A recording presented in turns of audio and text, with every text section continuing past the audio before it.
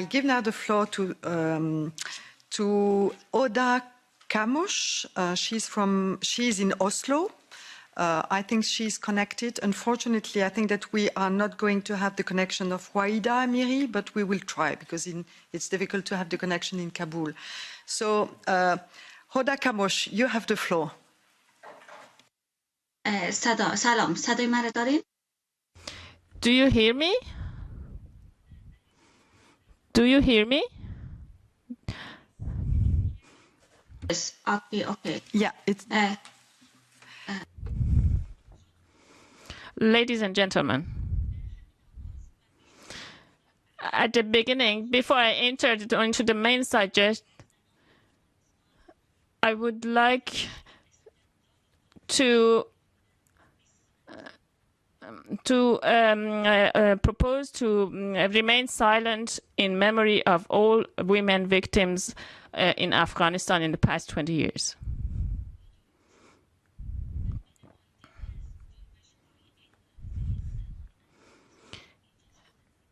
I am a representative of protesting movements of women in Afghanistan. I come from a country which is facing the worst human crisis today.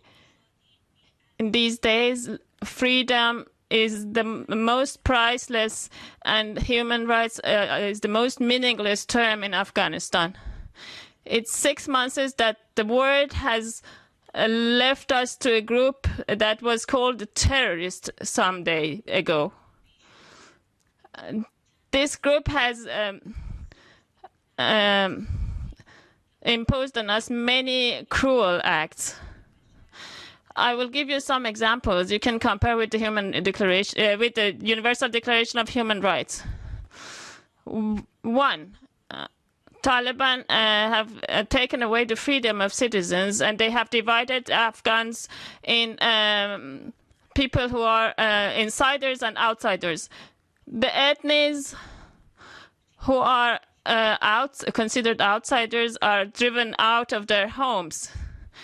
Two, people, and especially women and children, are subject to torture and all kinds of inhuman treatment, psychological and also corporal.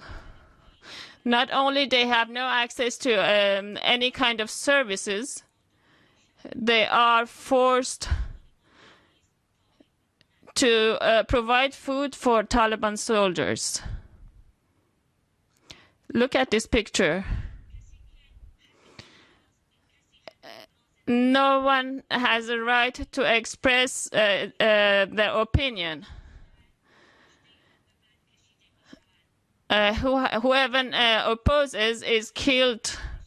Furzan and her sisters in Mazar Sharif, Ali Azizi and many other women in Herat, Parvane Ibrahim Khair, Tamanna Zara, and other sisters, and many hundreds of women in Kabul are examples that have suffered from this oppression.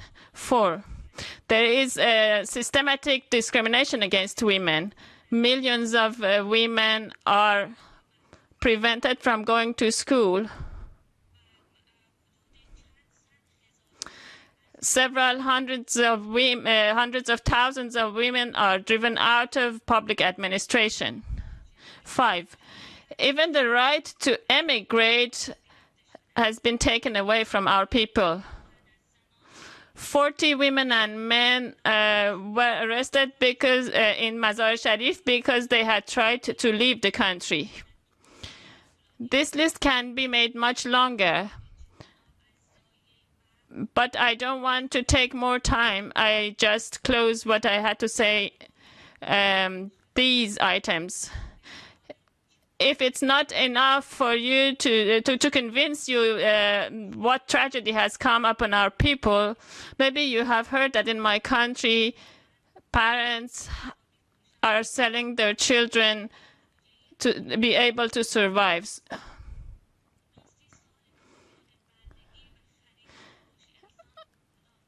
When did the slave trade get forbidden? When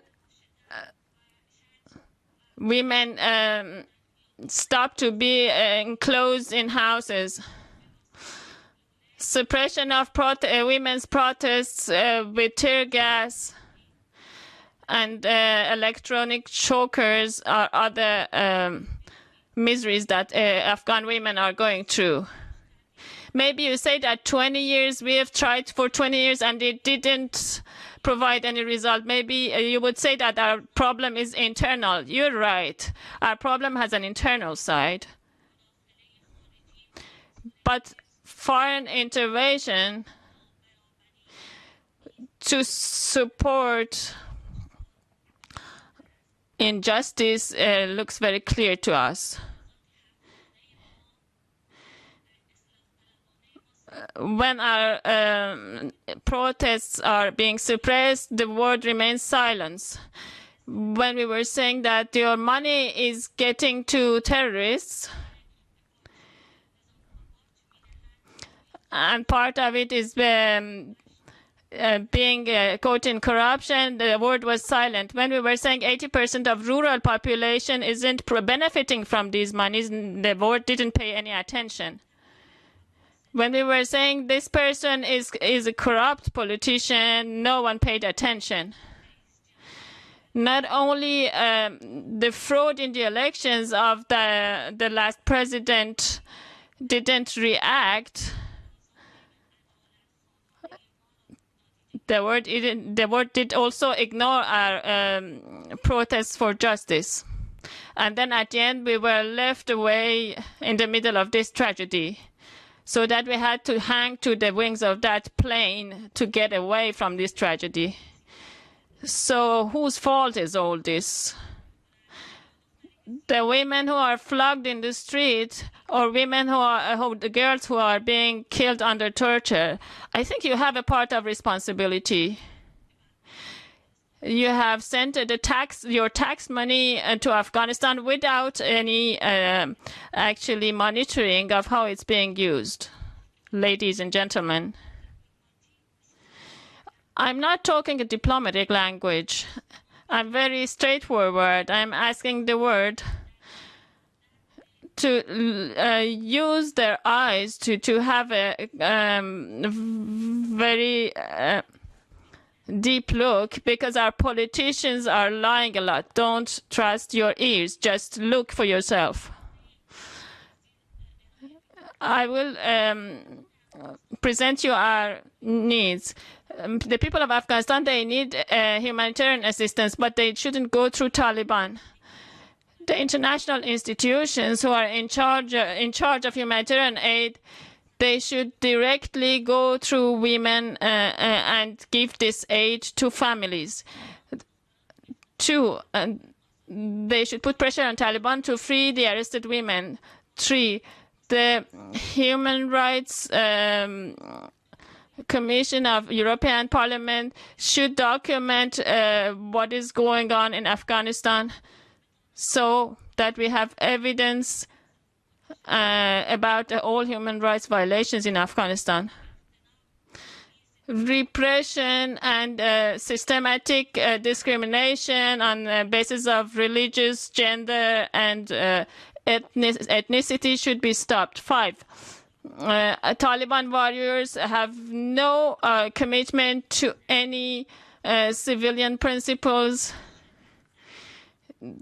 They are committing the most horrible war crimes and humanitarian crimes in different parts of Afghanistan. The International Criminal Court should follow on these issues. And under the monitoring of the United Nations, there should be a transition should be planned for Afghanistan to democracy. We need in minimum bread, jobs, and freedom. They are treating us as prostitutes because we are asking for these 3 basic needs. We know that the smoke is reducing the pain coming from tear gas.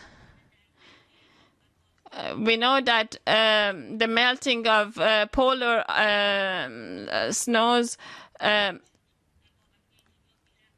is connected to the smoke coming out of a factory in Berlin.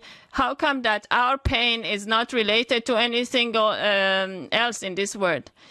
We know that 15 women have been arrested in Mazar Sharif and 2 journalists also from Aryan News. Thank you for your time.